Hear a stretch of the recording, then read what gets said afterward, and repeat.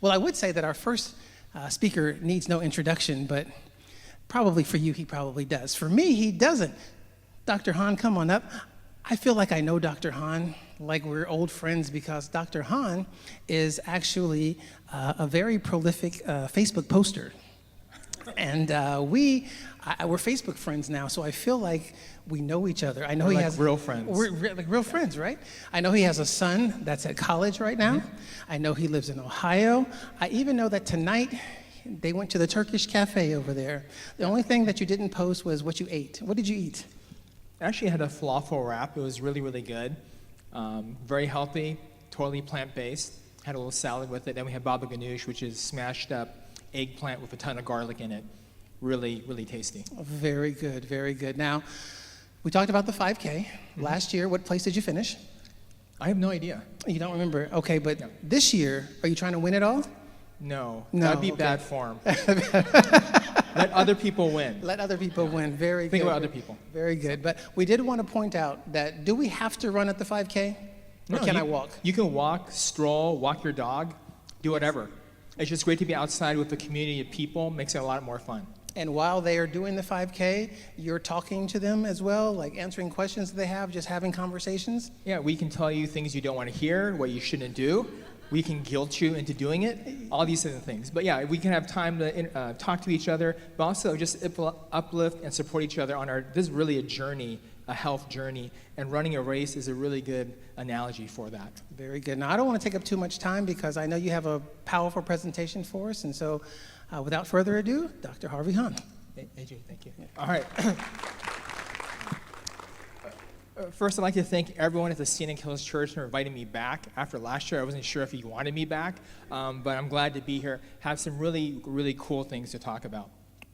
So the title, the title given to me is Exercise, Recreation, Rest, and Why Balance Matters. I changed it to Exercise, Recreation, Rest, and Why Balance Matters.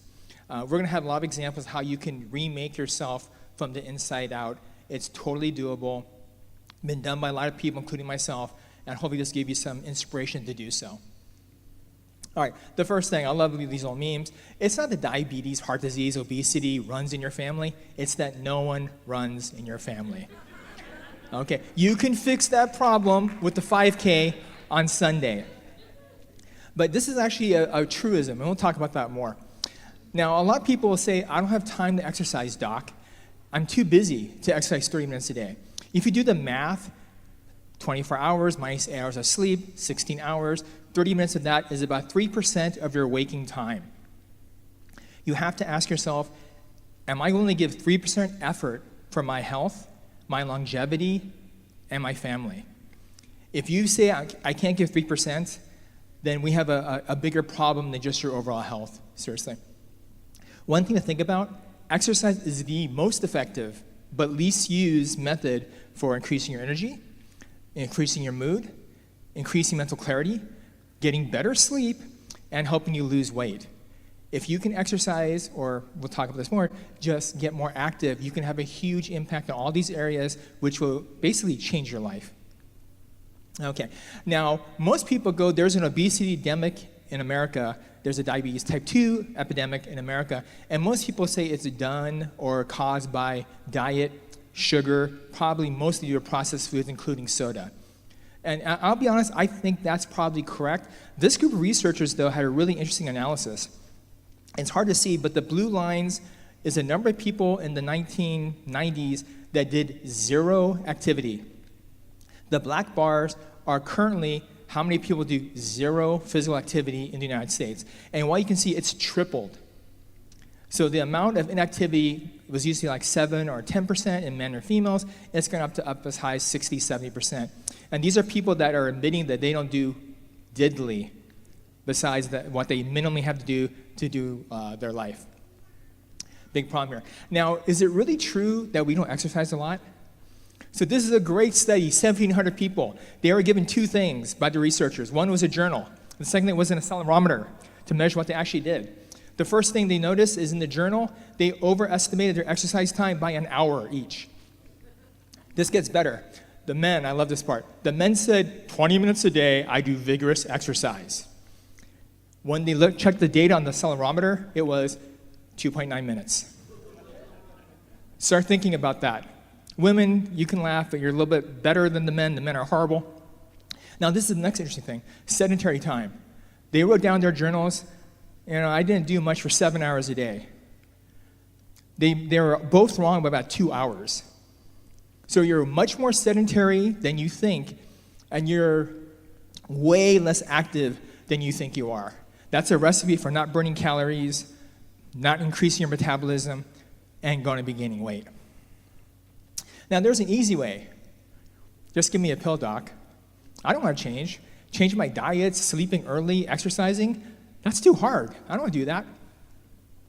And this led us to this. This is the latest study in JAMA looking at Ozempic, or all the GLP-1 agonists, Wegovy, Mounjaro, Ozempic. Right now, the estimate is 40% of the US population has an indication to get one of these drugs. That's crazy. Now, Ozempic does have a role in health and weight loss, but the problem with Ozempic and the GLP-1s is you have not only fat loss, you have muscle loss. You want to keep as much muscle as possible. The older you get, the more important that is. The second thing is as you lose weight, your metabolism goes down. When you lose muscle, your metabolism goes way down. And so that means you're going to be a hard time losing more weight. And what we found in the early studies, people that come off GLP-1s, they have massive weight regain. And it's almost all fat. So once you start a GLP-1, you're almost going to be married to that drug. If you can do it a different way, that's going to be really, really important. Now, muscle is really important. This is a graph that's really interesting. The top two lines, you will do better, live longer if you have more muscle mass, regardless if you're fat or not fat. Now, the bottom two lines, you will have more events die faster if you have more fat and less muscle. Muscle mass is really, really important. I don't have a slide for this, but think about if you cannot get off the toilet because your leg muscles are so weak, or if you fall down on the ground and you can't even do a push-up on your knees, you're in a lot of trouble. You're one fall away from going to a nursing home. And that's why muscle strength is really, really important. And that's why they have this whole category called the fit obese. There are some obese people that have nothing wrong metabolically with them. Now, if you follow those people long enough, they usually typically get diabetes, high blood pressure, etc. But there is a time where the obesity of itself is not enough to overwhelm the whole system. So we need to intervene before that happens. Now let's talk about the hard choices.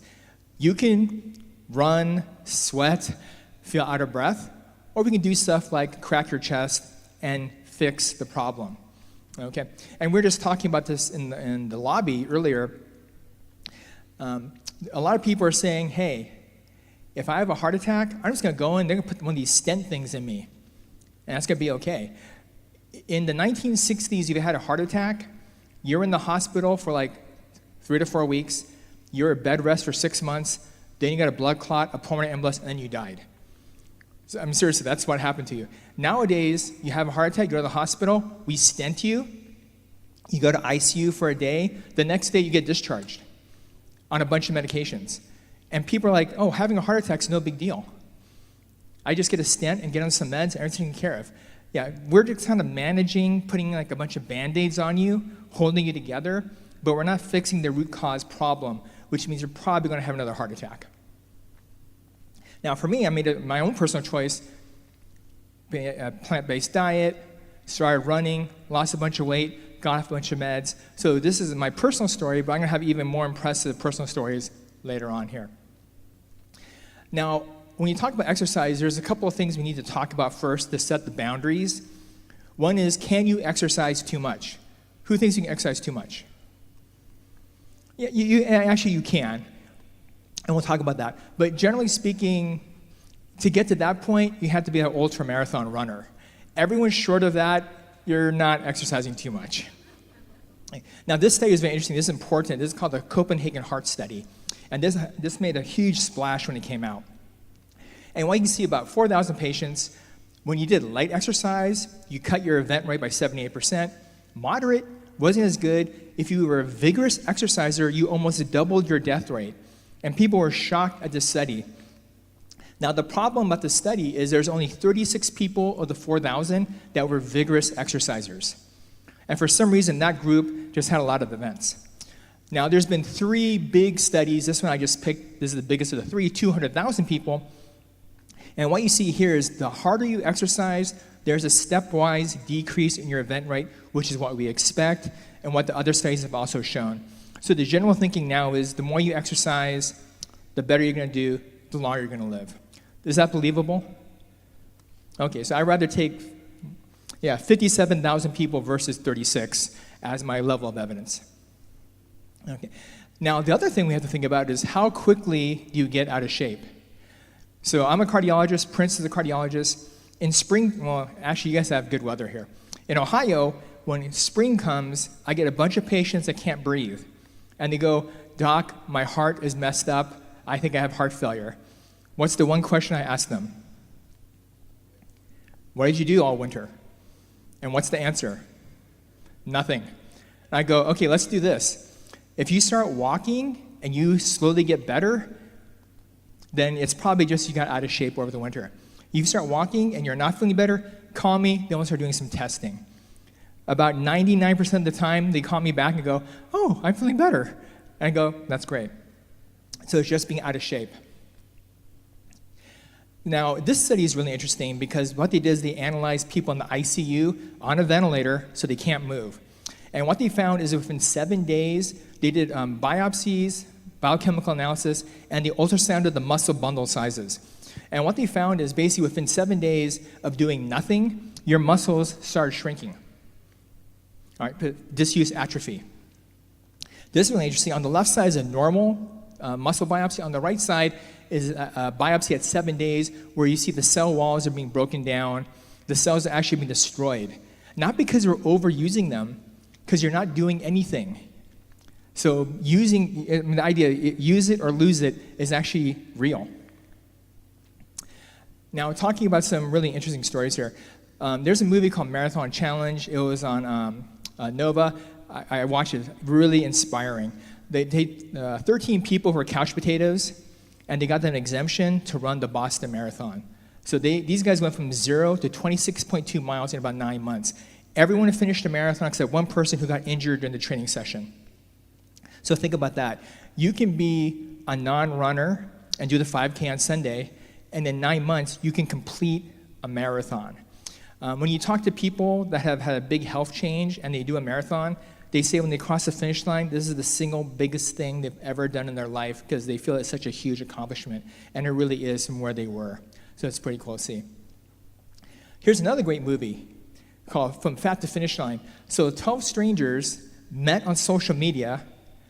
They lost about 100 pounds each, and they all formed a team to run a Ragnar relay. Ragnars are 200-mile, 2-day races where you get in a van and people take turns running laps. So it's actually a really cool event. So these are some of the people. This is Katie, dropped 125 pounds. Just the pictures tell the story. Ada, this is very interesting. So she was runner-up on Biggest Loser, lost 170 pounds, left the show, gained it all back, joined this group, and has kept the weight off continually since that point. One thing that she talks about, we're not going to talk about this a lot, but she had a bunch of unresolved mental health issues with her family that was making her eat. So it's not just the exercise, it's not just the food. Emotions, mental, all these things are incredibly important for your overall health. All right. Leela is another person, I think she lost 130 pounds. It was interesting, she was set up for gastric bypass surgery, but before you get a gastric bypass surgery, you have to demonstrate some weight loss. She lost a bunch of weight, goes, I'm just gonna keep doing this, and she dropped 130. This is really cool, this is the captain, he's the guy that organized the team. He dropped 90 pounds. The cool thing, got off all medications for cholesterol, diabetes, blood pressure. So he is no longer hypertensive, diabetic, or hyperlipidemic. He's basically normal. What I really love about this picture is, in the other picture, the pre-picture, he's smoking, firearm in the background, about the most unsafe things you can be doing right now. Now, this is Texas, so you guys probably aren't worried about guns. So I'll leave that there. Okay. Now, here's another great story. So Zach Alstead, that's his picture on the left when he was 350 pounds, and that's him after running an Ironman. Now, when he started running at 10 p.m. Why? Well, he was embarrassed. He didn't want any of his neighbors to see him run. It took about 3 months for him to get to the point where he could run 1 mile without stopping. They did 1 mile, they did a 5K, 10K, half marathon, half Ironman, full Ironman. So a full Ironman, sorry about that, is 140.6 miles. So he went from nothing couch potato to doing a full Ironman. It is totally possible to do. Now, this is an even more interesting transformation. Robert Downey Jr., do you remember why he was busted? Okay, he was high on heroin, climbed through a little kid's window, went to bed in a girl's bedroom. The girl came up to her room and goes, "There's a dude sleeping in my bed." Went and got the father, and the father's like, "Why is Robert Downey Jr. in my kid's bed?" So they called the police, he got arrested. So he got off of drugs and started doing martial arts, lost a bunch of weight, looks great, but the important thing is not his abs. The important thing is he was on a trajectory to basically kill himself with drugs. He has now completely reversed that, and now he's living happy and healthy. Even if his career had been totally destroyed by the heroin incident, it wouldn't have mattered. He would still be alive and still be happy. We have to keep all these things in perspective here. Now, the last thing about exercise we're going to talk about before we move into more things about exercise, this is really, really important. The more you exercise, the more calories you burn, right? Actually, no, and that's a depressing thought, but in these researchers, they said there's either what they call the additive formula for exercise or the constrained. And in the additive formula, the more exercise, you have consistent calorie burn, so the more exercise, the more calories you burn.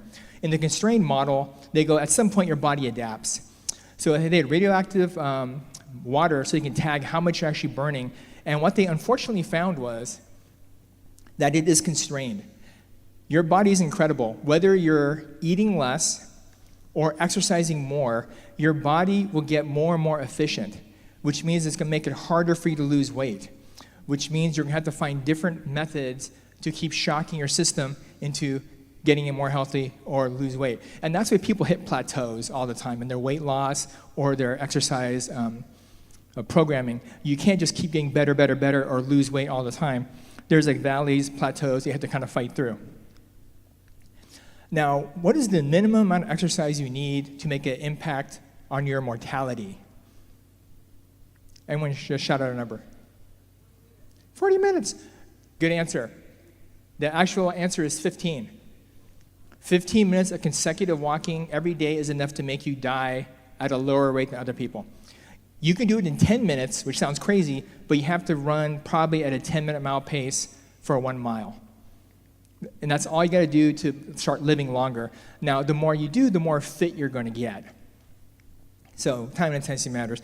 This is really, really interesting study. So there's what we call a National Weight Control Registry. I'm a part of this. And go to the bottom here. 94% of people that have lost about 66 pounds and kept it off for 5.5 years, 90% exercise for about an hour a day. The number one exercise was just walking. You don't have to join CrossFit. You don't have to do anything crazy. If you just walk for an hour a day, you can get the kind of gains, the results that you actually want here. Now, the other thing we have to talk about is like if you really want to drop weight, running in the fat burning zone for 20, 30 minutes is not going to cut it. Actually, the joke is we call that the road to nowhere. And how many times have you yourself or you talk to a friend, patients tell me this all the time, they go, "Doc, I go to Pilates 3-4 times a week for 20, 30 minutes and nothing's happening." Or they go, "Hey, I'm riding my exercise bike or running on the treadmill 20, 30 minutes in the fat burning zone and nothing's happening, Doc." How many have experienced that story or heard that story? Okay, the reason is because we all need some LSD in our life. Not the drug. I would never advocate a drug, especially from this position on the pulpit. But LSD is what we call in running long, slow distance. Now, what you want to do, the general goal of exercise is to burn fat, not to just lose weight. If you want to just burn off muscle, and we can just take Ozempic and get rid of all body mass. Now, the thing is, to get to the point where you burn up all the glycogen in your body and you have to tell your body to start using fat, most people, it takes 90 minutes. So if you're not running exercise for a 90-minute time period, you're probably not tapping into your fat stores. Who's depressed by that statement? Okay. Now, the good news is, a lot of people, your body's not a switch where it goes carb, carb, carb, carb, fat. So once you get to about 45 minutes, your body goes, this guy's going for a long time. I better start getting my fat mobilized because I'm going to run out of carbs. All right. Now, so minimum is 45 for most human physiology. 60 is pretty good. 90 is when almost everyone's depleted glycogen. All right. So you have to think about that when you figure out your exercise work. Now, there's some ways to trick your body into thinking, let's go burn some fat now, and we'll talk about that real quickly here. Now, one of them is to do resistance training. Now, the women I talk to in my office, they're the ones that are really resistant to this because they don't get big and bulky. Yeah, I have some thoughts about that. I'm going to keep them to myself, though. But if you do resistance training, it raises your basal metabolic rate for probably the next 2 days. So if you lift weights 2 days a week, that means 6 days a week, you've actually elevated your basal metabolic rate. Who doesn't want to burn more calories sitting down doing nothing? All right, so resistance training is really important. This study is really interesting. What they found on the left side of this column is people that have low aerobic fitness. On the right side of the column, the last 3 dots, people that have high aerobic fitness. And then those 3 other dots in each section are people that are the weakest, intermediate, and the strongest muscle-wise. And what you find is the people that are the strongest with their muscles, they actually do the best. It's a 50% reduction in mortality by being in the strongest muscle group. Now, and that happens either if you're poor aerobic or good aerobic fitness. Now, this goes back to the women wanted to be worried about being bulked up and stuff. So I just took this off the P90X website. And what you find is most people don't get big. They just get more cut, more defined. And I think that's what most people want anyway, guy or girl. Now, here's another one that's really interesting. This is for guys and specifically about their waist. So, the pear-shaped body is the most unhealthy, visceral fat's the most unhealthy. So basically, regardless if you do no, low, or high aerobic fitness, which is the bottom 3 categories, the more time you spend doing weights, the more you're going to shrink your waist. Now, this hasn't been studied in females, but I can't imagine this isn't true for females as well. So resistance training, really, really important. Yeah. Now, there's something that's called EPOC. That's excess post-exercise oxygen consumption. That means afterburn. You're burning calories even when you don't or you stop exercising. So I already talked about weightlifting. Weightlifting raises your caloric burn, your basal metabolic rate for about 2 days. There's some other things you do. One is called HIIT, high-intensity interval training. The great thing about HIIT is the minimum amount you need is 4 cycles of HIIT. So you warm up for 8 minutes or whatever, and then you run really hard for 30 seconds. Basically, you walk, do nothing for 90 seconds, really hard for 30 seconds. And if you do that, what you're really talking about is you've exercised for about 2.5 minutes really hard. The rest is going really easy. And that's enough to make your body think, hey, I got to start burning fat. That's one way to do it here. I'll skip this for time. Yeah, so basically we're talking about a short HIIT interval. If you do 20 or 25 minutes with 4 to 5 cycles of HIIT, that's like running at a decent pace for 45 minutes. Totally great return on investment time-wise. Now, having said that, you should probably do HIIT once, twice a week max, and when you're really kind of more in better shape. Once a week is good as you're starting off. You don't want to get injured. Now, same thing here about increasing your caloric burn.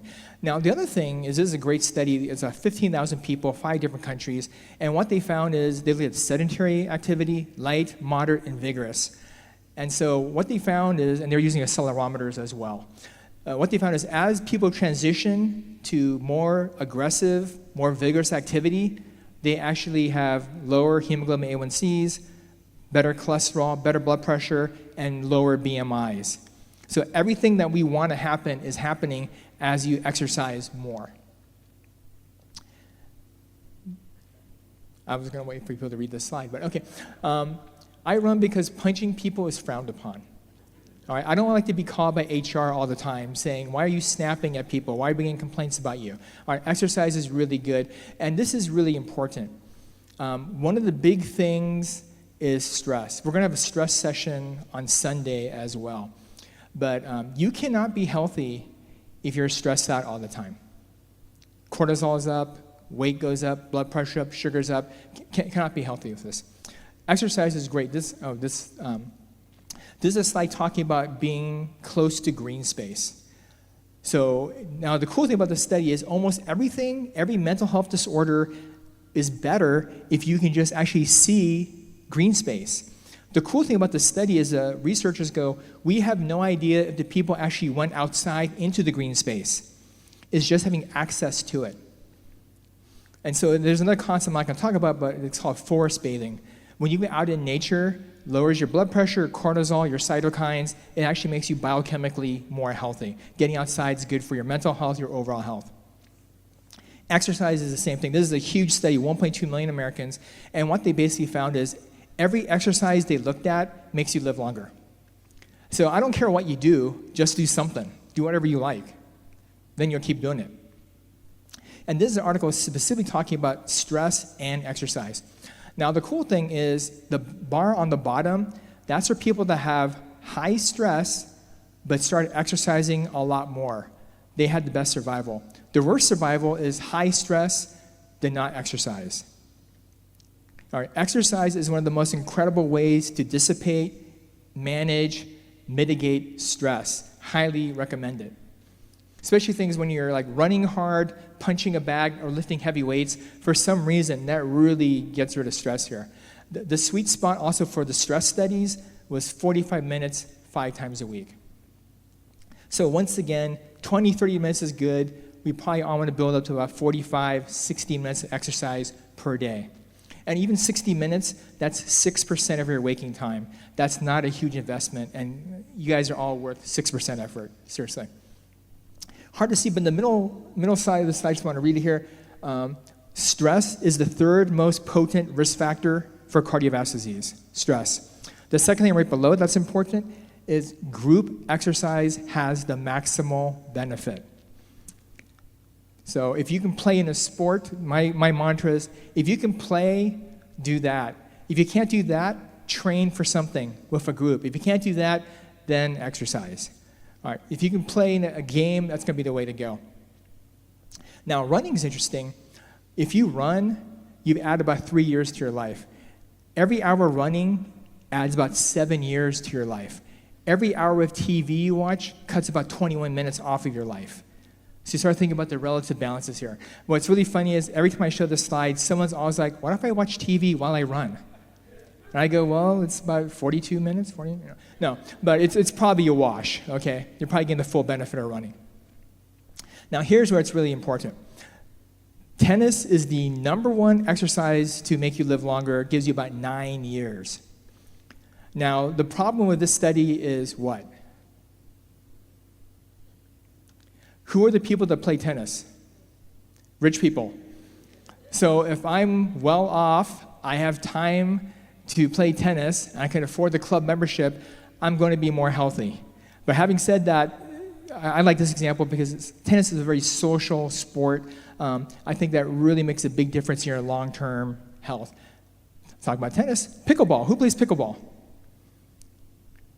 Oh, man. Okay, pickleball has not reached San Antonio. Okay, it's coming whether you like it or not. Really good sport, social. Think about it. Easy to get in. You play doubles. It's not that hard. Okay. Now, the last thing, talking about sleep and rest here. So Gwen Jorgensen, she won for the Americans. She won the gold medal for the triathlon. Now, it's really cool. She met her husband, and they're both competitive bikers, and he realized, man, this girl is really athletic, more athletic than me. So he quit, and he started like being her trainer, coach, prep person. So she would go to sleep for she sleeps like 10 hours a day. Then she wakes up, goes for a long run. She comes home. He cooks her lunch and does the laundry. She takes a nap. Then she goes out for another long run, comes back, and he makes dinner for her. All right. So she takes like a 2-hour nap and sleeps like 10 hours. She's literally sleeping almost half of her life to be this kind of Olympic athlete. Rest is really, really important. You cannot have this level of performance by being run ragged all the time. You have to rest. Okay, Meb. So Meb was 39 years old when he finally won the Boston Marathon. And what's very interesting, he went from most runners on a 7-day training cycle, where every other day is a hard day. Meb went to a 10-day cycle. So he had 2 days easy, 1 day hard, 2 days easy, 1 day hard, 2 days easy. And he actually got faster. And then he won the Boston Marathon. So think about that. Working out is important, but also getting rest and recovering is really, really important. 2 things I'm going to just bring up. There's something called overtraining syndrome. This is really for the ultra athletes.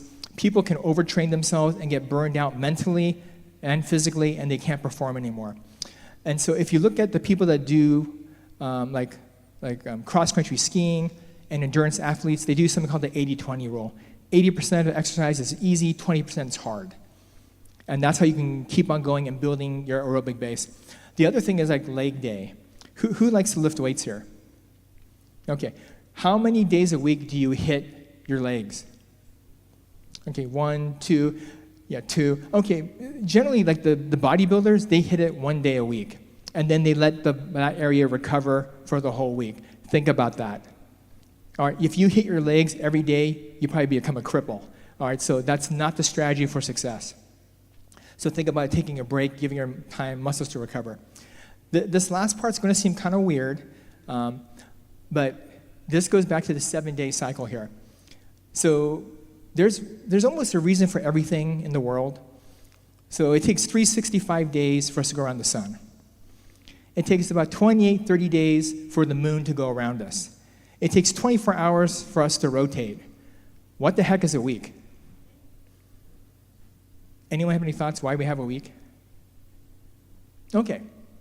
So if you look back to the French Revolution, they wanted to get rid of religion.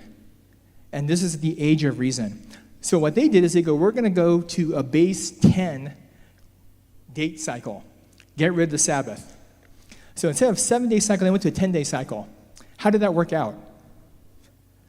Okay, the next part of the French Revolution was called the Reign of Terror, where everyone's just killing each other. Okay, 18,000 people slaughtered just for a disbelief.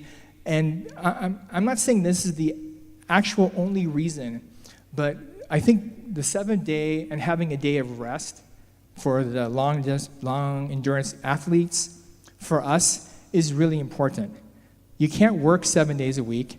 You can't exercise 7 days a week. Having that day off is really, really important. And I think it's actually really cool that was built in at creation, and it doesn't really fit any normal time zone that we can think of here. So to end here, for exercising, just start moving. Okay? Start slow, take it easy, and then you can recreate yourself using recreation to rebuild yourself from the inside out. All right. Muscle is more important than your weight. We want to get rid of fat, but we don't want to lose muscle here. And take rest days. Don't burn yourself out mentally, physically, or get injured. All right. Thank you for your time.